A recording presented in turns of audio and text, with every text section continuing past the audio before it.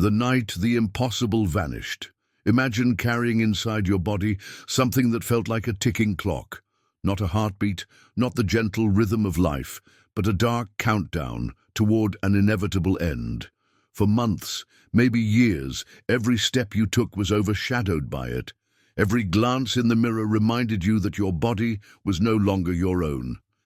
Doctors had given it a name: tumor. A word that tastes bitter on the tongue, a word that rewrites futures in a single stroke. This was her reality, a woman whose name history recorded only through testimonies, but whose pain was all too real. At first, the swelling in her abdomen led doctors to believe she was carrying a child. For a fleeting moment, hope flickered. Maybe this was life, not death, growing inside her. But examinations crushed that fragile hope. It was not a child. It was a growth, massive and relentless, pressing against her organs, stealing her strength day by day.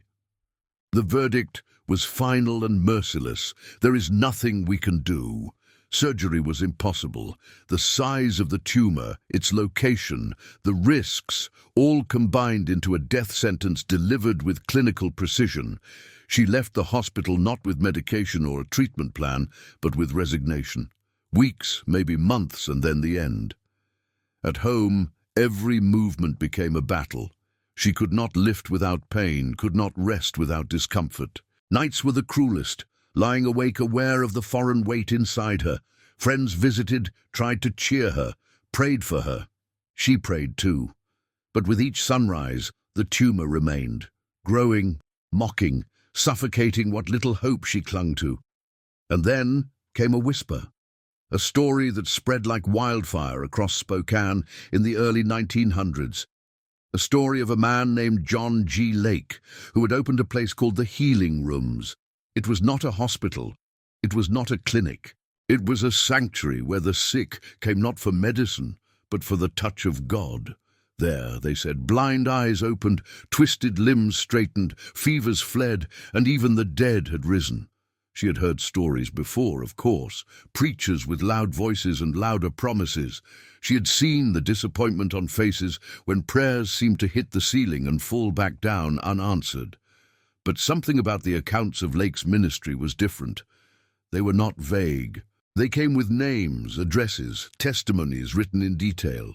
Men and women stood in public gatherings and declared, "I was sick, but now I am whole." Could it be true? Could God still move like that? Not in ancient times, not in faraway lands, but here, in her city, in her lifetime? The decision to go was not easy. Illness has a way of stealing not only strength, but dignity. To walk into a room full of strangers, carrying the visible weight of a tumor, felt humiliating. But desperation is stronger than pride. One evening, supported by a family member, she made her way to the Healing Rooms. The air inside was warm, almost heavy with expectancy. People prayed softly in corners, some with tears, others with hands lifted. And at the front stood John G. Lake, tall, steady, not with the theatrics of a showman, but with the authority of a man who believed every word he spoke. When her turn came, Lake listened as she explained her condition. There was no shock on his face, no hesitation. He simply laid his hand upon her and prayed, not a long, desperate plea, but a firm, commanding declaration. In the name of Jesus Christ, life and health, tumor, leave this body now. Nothing dramatic seemed to happen in that instant. She did not collapse, did not convulse, did not shout. Lake finished, looked into her eyes and said with calm assurance, "Rest. The Lord has begun his work." That night, back in her bed, she lay awake again. The weight inside her felt as oppressive as ever. Doubts crowded her mind. What if nothing had happened? What if I was foolish to believe? Eventually, exhaustion overtook her. She drifted into sleep, unaware that while she rested, heaven was at work. By morning, everything had changed. This story is not folklore. It is not myth. It is a documented testimony, recorded among the many healings of Spokane's healing rooms. By the time she awoke, the tumor that had defied doctors, the growth that had been a death sentence, was gone. Completely. Not shrunk, not eased, vanished. Her body, once distorted by the mass, was normal. Her strength returned. Her eyes, once dulled by pain, shone with life again.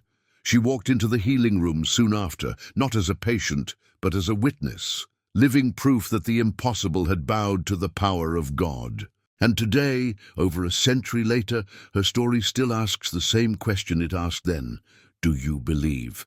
Stay with me through this journey as we retrace her steps, because by the end, you won't just hear about the night a tumor vanished, you'll feel the weight of what it means when God speaks a final word over what man has declared incurable. And when it grips your heart, I invite you to type "I believe" in the comments. Share this story with someone who needs a miracle. And remember, sometimes the greatest healings happen not in a roar of noise, but in the silence of the night, while you sleep. The shadow that grew inside.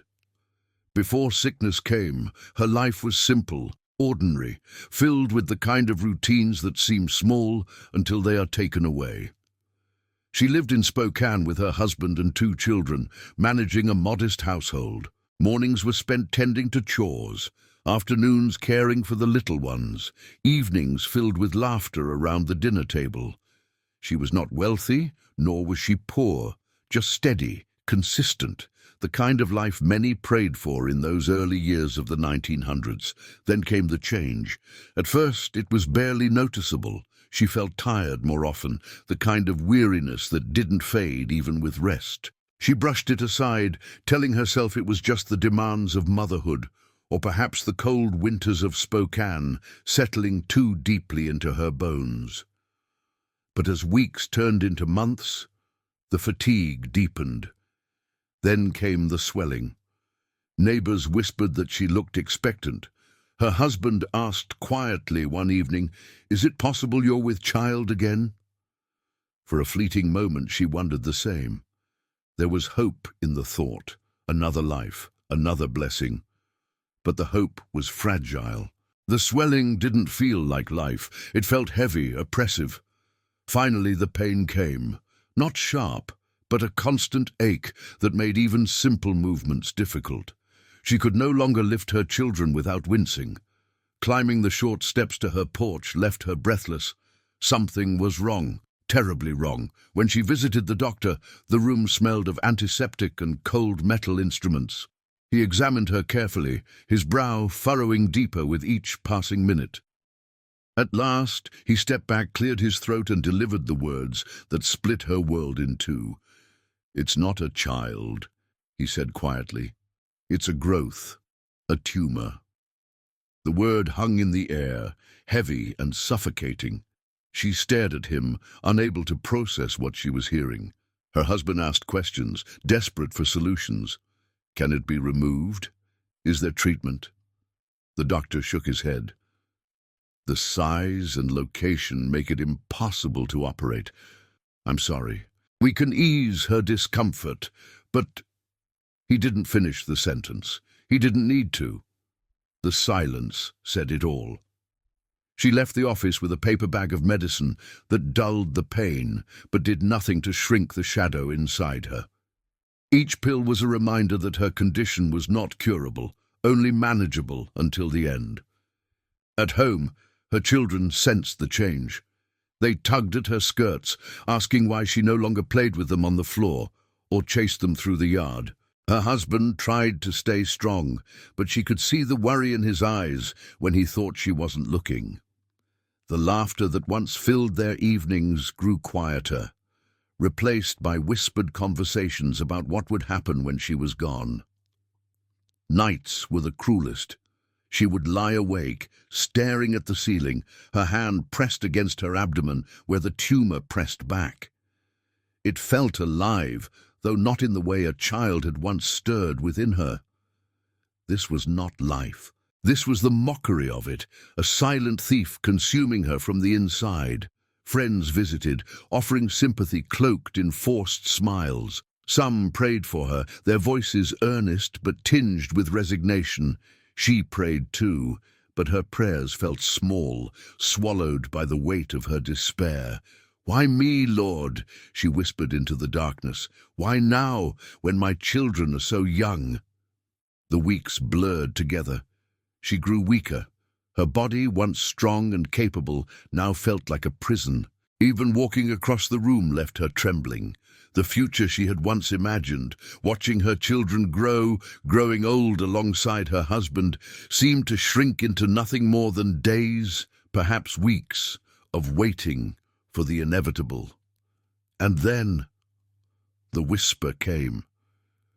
It was a neighbor, a kind woman who had herself been healed of a long-standing ailment. She spoke of a place called the Healing Rooms, led by a man named John G. Lake. "I was there," she said, eyes shining. "I saw it with my own eyes. People walked in broken and walked out whole. You must go." At first, she dismissed it. She had heard such stories before. Preachers who promised miracles, only for hope to collapse when nothing changed. She couldn't bear another disappointment. But the neighbor persisted. She brought pamphlets, testimonies written in careful detail, stories of the blind seeing, the lame walking, the dying restored. Names, addresses, dates, not vague rumors, but concrete accounts. Something stirred in her heart. Could it be? Could God still move in such ways, not in ancient times, but now, here in Spokane? Her husband was cautious, but he saw the flicker of hope in her eyes, a flicker he hadn't seen in weeks. "If it will bring you peace," he said softly, "we'll go." And so, one cold evening, supported by his arm, she made the slow, painful walk to the Healing Rooms. Each step felt heavier than the last, but somewhere inside her, a fragile thread of hope pulled her forward. She didn't know it yet, but she was walking toward the night when everything would change. The touch that shifted the atmosphere. The evening air in Spokane carried the chill of winter, sharp and unforgiving. As the woman and her husband approached the modest brick building on Stevens Street, where the Healing Rooms were located, her heart pounded with a mix of dread and fragile hope. She leaned heavily on his arm, each step deliberate, each breath a reminder of the weight pressing inside her body. From the outside, the Healing Rooms did not look like the sort of place where miracles would happen. No grand cathedral spires, no ornate stained glass. Just a simple hall with light spilling through the windows, warm against the cold night. Yet as they stepped inside, the atmosphere shifted. The air was thick with expectation. It wasn't noisy, not the chaos of revival meetings she had once heard about, but a steady hum of prayer. Men and women sat quietly, Bibles open on their laps. Some whispered petitions, others wept softly, faces tilted toward heaven. And at the front of the room stood John G. Lake. He was taller than she had imagined, broad-shouldered, with eyes that seemed to pierce through pretense. He didn't shout. He didn't wave his arms in theatrical displays. Instead, he moved from person to person with calm authority, laying hands on the sick, speaking prayers that sounded less like begging and more like declarations. As she watched, a man with a limp shuffled forward. Lake placed a hand on his shoulder and prayed quietly, words carried more by conviction than volume. Moments later, the man straightened, took a tentative step, and then another. The room stirred with hushed praise. No one shouted, no one staged a spectacle. It felt natural, as if heaven had simply slipped into the room unnoticed. Her husband squeezed her hand. "It's real," he whispered. When it was her turn, she felt suddenly exposed, painfully aware of the swelling beneath her dress, the weight she carried. Lake met her eyes with a gentleness that disarmed her fears. "Tell me," he said simply. Her voice shook. "It's a tumor. The doctors say there's nothing to be done." Lake nodded, as though he had heard those words 1,000 times. He didn't ask for details, didn't request medical proof. He just extended his hand. "May I pray?" She nodded, tears slipping down her cheeks.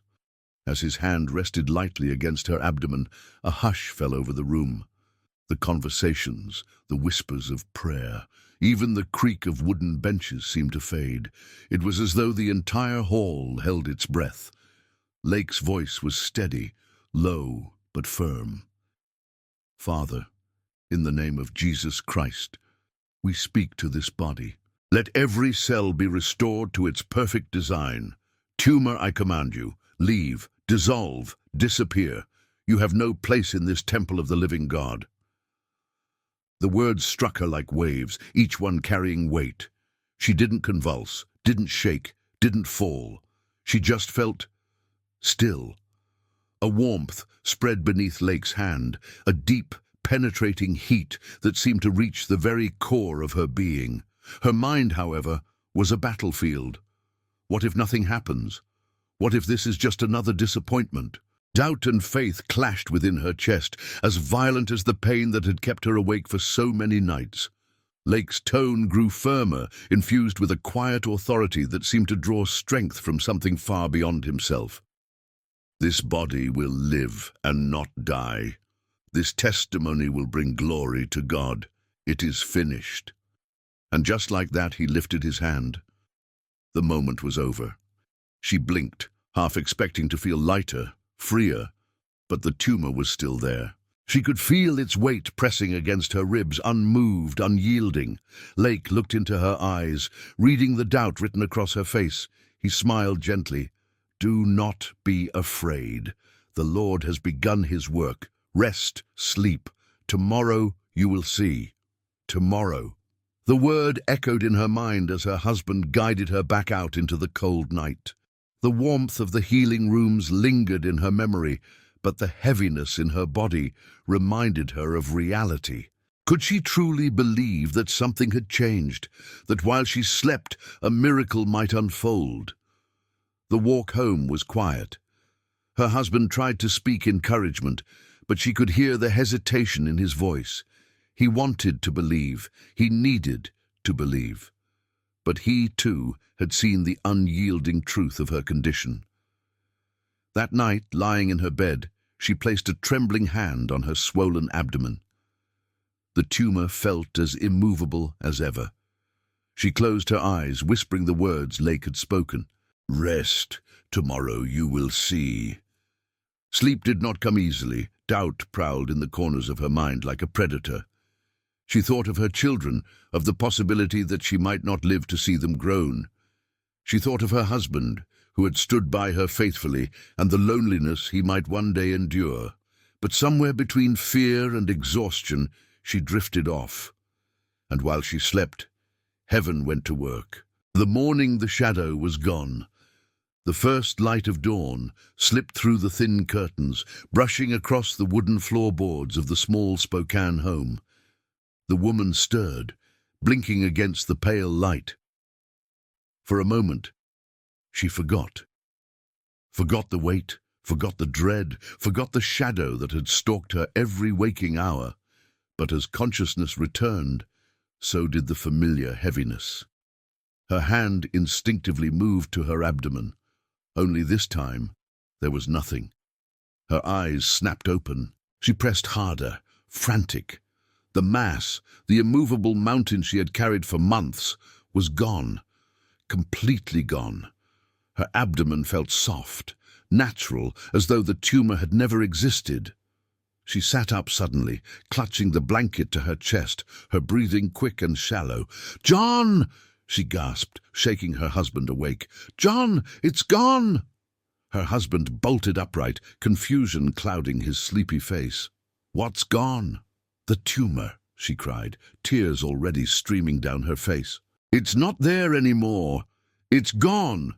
He stared at her, wide-eyed, then reached out with trembling hands, pressing against the place where the swelling had been. His touch grew more insistent, searching, confirming. Then his eyes filled with tears.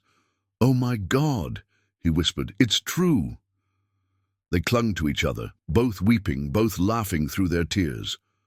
For the first time in months, The air in their bedroom was not heavy with fear, but alive with joy.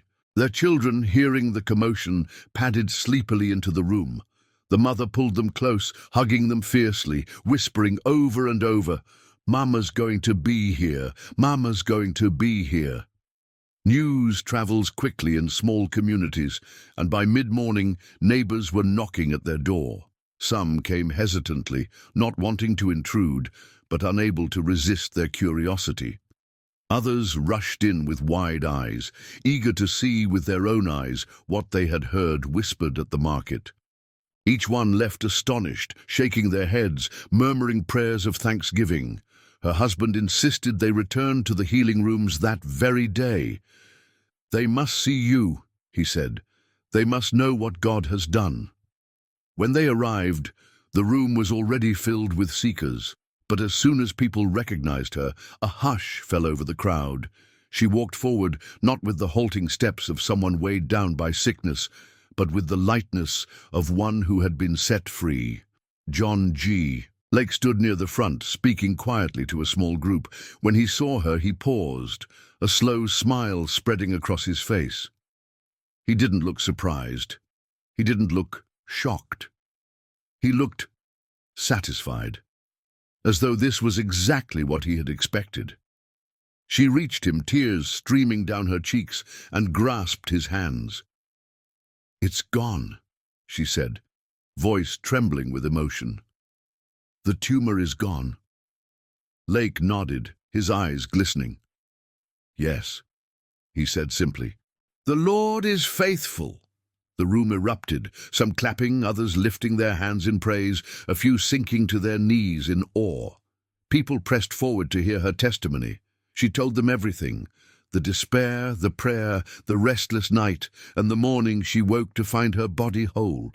Each word seemed to ignite faith in the listeners, hope flickering to life in hearts that had long given up. One man shouted from the back, "If he did it for her, he can do it for me."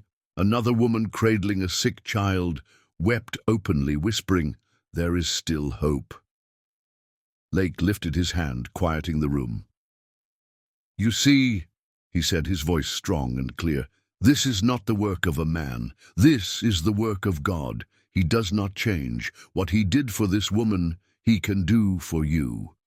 From that day forward, her life was no longer defined by sickness. She returned to her home, her family, her daily routines, but everything was different. Each meal she cooked, each laugh she shared with her children, each step she took without pain, was a reminder. She was living a miracle. Doctors who had once declared her case hopeless now struggled to explain what had happened. One examined her carefully, shaking his head in disbelief. "It's as if the tumor was never there," he muttered. "There are no traces, no scars, nothing." For her, the lack of medical explanation didn't matter. She knew the truth. While she slept, heaven had touched her body, and she would never stop telling the story. The ripple that touched a city. From the moment she stepped back into the healing rooms healed, her testimony became more than personal. It became communal. The story spread through Spokane like wildfire, carried in whispered conversations, repeated in kitchens, shared in church pews, retold in workplaces and markets. In a city where sickness was common and medical limitations stark, the news of a tumor vanishing overnight was nothing short of astonishing. Within days, people she barely knew were knocking on her door. Some came with tears streaming, desperate to touch the woman who had been given back her life. Others arrived quietly, almost shy, asking, "Tell me again, what happened that night?" Each time she told the story, she felt the same awe, the same gratitude, as though she were reliving it all over again. Her children would sit close by, wide-eyed, listening to their mother recount the miracle. For them, the word tumor was vague, something they didn't fully understand. But they understood this: Mama had been sick, and now she was well. That was enough to fill their young hearts with joy. Her husband, too, became an evangelist of sorts, not from a pulpit, but in everyday conversations. He spoke with neighbors, co-workers, even strangers on the street. "I watched it happen," he would say. "One day she was dying, and the next she was whole. Don't tell me God is not real. I've seen it with my own eyes." In churches across Spokane, her testimony became a touchstone of faith. Pastors invited her to speak, sometimes trembling as she stood before congregations larger than any she had ever seen. Her voice would shake at first, but as she described the prayer, the restless night, and the morning of freedom, a strength would rise in her. By the end, people were on their feet, clapping, shouting praises, many rushing forward for prayer themselves. The healing rooms swelled with even greater crowds. Word of her healing drew the desperate, the hopeless, the ones who had been told, "There's nothing more we can do." They came in wheelchairs, on crutches, carried in arms, led by trembling hands. And again, miracles followed. Some were immediate, others gradual, but the sense was clear. Heaven was near. Doctors, unable to explain the tumor's disappearance, began to whisper about her case in hallways and back rooms. A few dismissed it outright, muttering about misdiagnosis or spontaneous remission, but others admitted privately that they could not explain it. One physician even told a colleague, "If I hadn't seen the scans myself, I'd say it was impossible, but the evidence is gone. It's as if the tumor never existed." For the woman, the miracle was not just about her body, it was about her faith. Each morning she woke, she touched her abdomen, not to check for sickness, but to remind herself of what God had done. Each meal she prepared for her family, each step she took without pain, was a quiet act of worship. And she never stopped telling the story. At weddings, funerals, casual gatherings, whenever someone mentioned illness, she would smile gently and say, "Let me tell you what happened to me."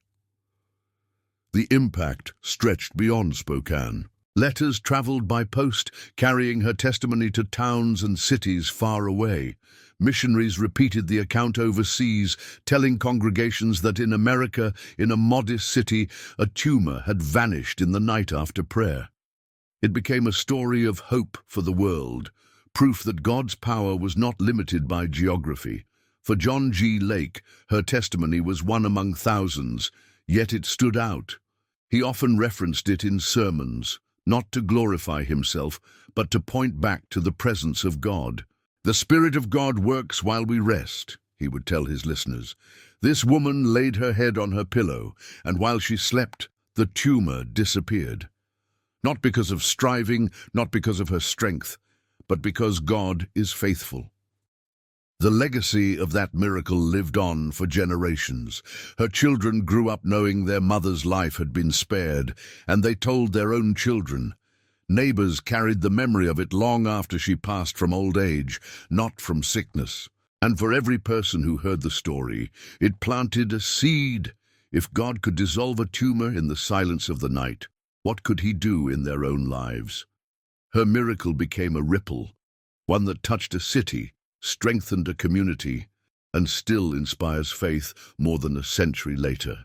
The God who works while we sleep. Some miracles happen in front of crowds, under bright lights, with witnesses shouting their amazement. But others unfold in silence, in the stillness of night, when no one is watching. This woman's healing was the latter, a quiet miracle that spoke louder than thunder. Think of it. One day she lay dying, her body invaded by a mass that mocked her faith and defied medical science.